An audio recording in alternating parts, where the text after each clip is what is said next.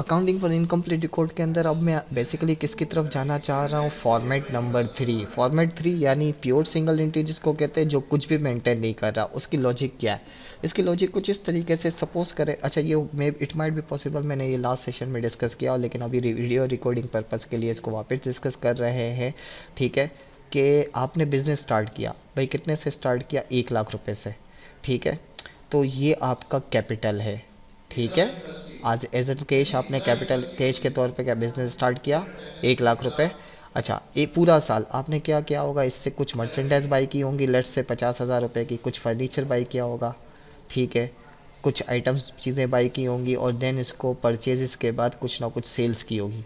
ठीक है, सेल्स की वजह से, सेल्स अब क्रेडिट पे की होगी तो उससे कुछ कलेक्शन हुई होगी, और कलेक्शन की वजह से कुछ पैसे जो आए होंगे, उन पैसों में से आपने कुछ पे कर दिए होंगे सप्लायर को।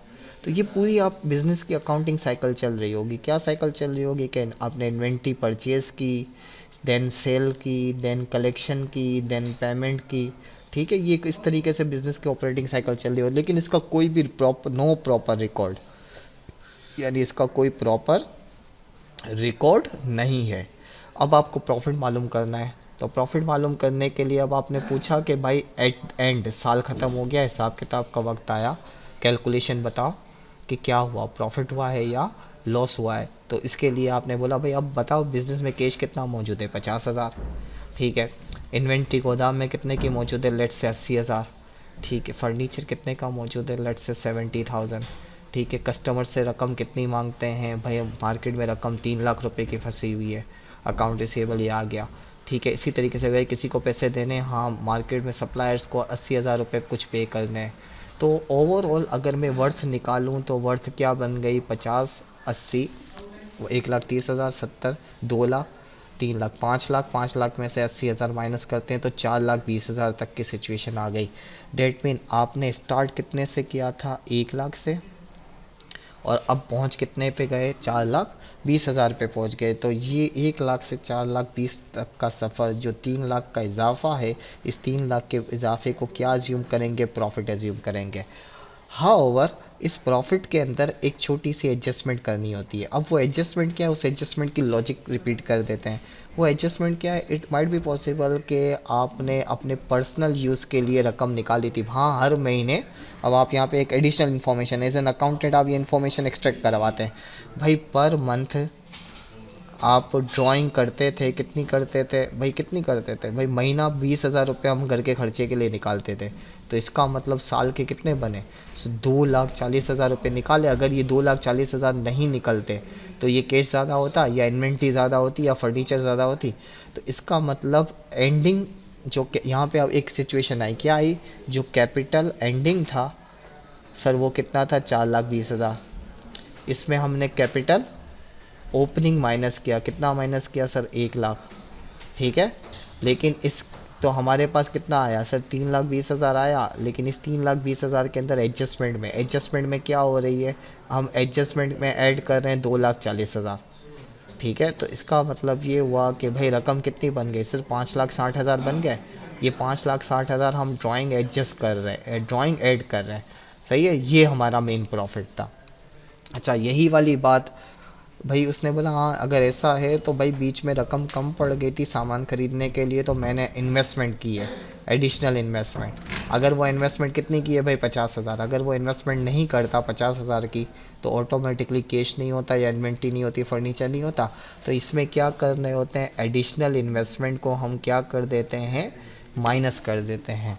ठीक है, तो एडिशनल इन्वेस्टमेंट कितनी है, 50,000 माइनस कर दी। तो अब हम, ये भी अनएडजस्टेड प्रॉफिट था, ये भी अनएडजस्टेड प्रॉफिट था।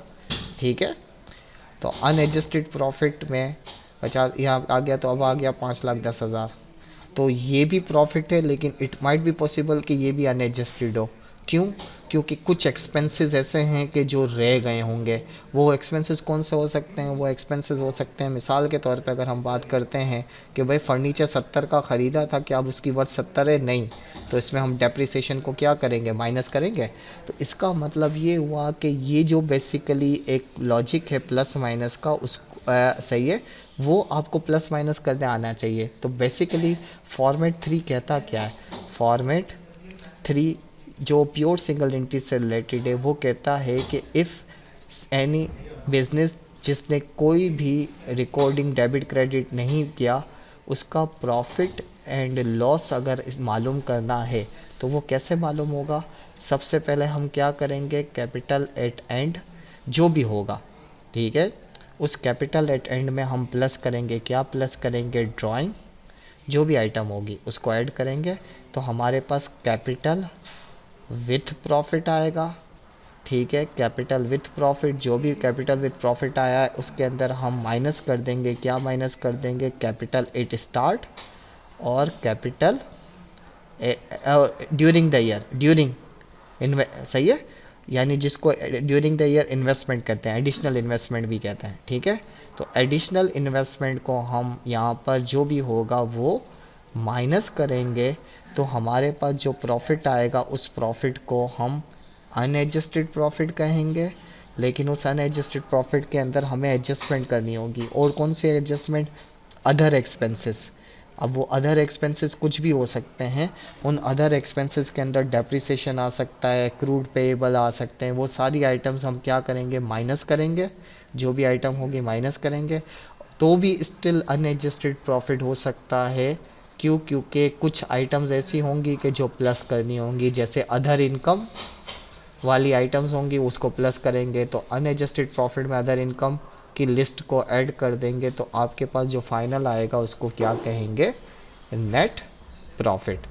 ठीक है, तो अच्छा, इस बात को मैंने एज एन स्टेटमेंट के तौर पे रखा हुआ था। Let me show you the statement. ये स्टेटमेंट कहाँ गया? यस, यहाँ पर मौजूद था। मुझे एक डॉक्यूमेंट मिला, ये बड़ा काम का है, ठीक है, जिसके अंदर इनकम्प्लीट रिकॉर्ड्स के फॉर्मेट्स मौजूद है। यस, ये आप देख सकते हैं फॉर्मेट कहाँ गया, illustration 1। Yes, here it is.